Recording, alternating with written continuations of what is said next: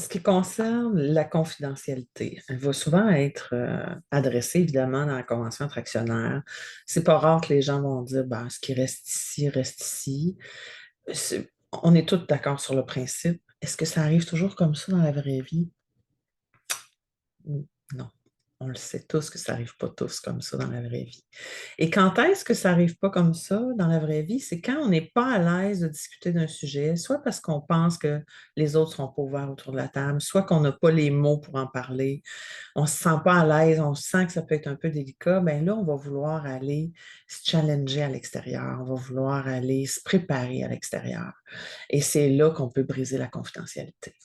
Donc, pour éviter le bris de confidentialité à cet effet-là, ce qu'on tient à vous faire réaliser, c'est plus que la confiance du groupe va être là, plus que vous allez continuer à vous parler dans le désaccord, moins il y aura de bris de confidentialité parce que vous allez pouvoir brainstormer ensemble, faire du remue-ménage, de dire, bon là, j'espère pas te frustrer, mais tu sais, j'ai quelque chose en moi, c'est pas tout à fait formulé, mais je pense que c'est important qu'on en parle et que vous ayez tous en tête à quel point chacun est bien intentionné.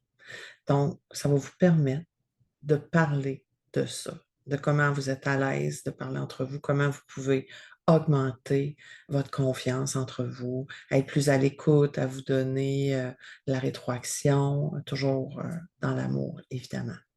L'amour, le respect, tu sais, on est en famille, on est entre amis, donc c'est important.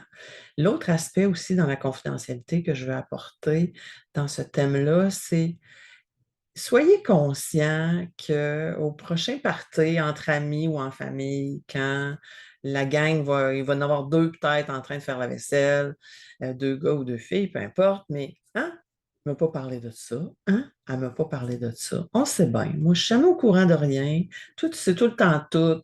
Là, vous comprenez qu'on vient de créer une chicane de couple potentielle. On veut pas ça non plus.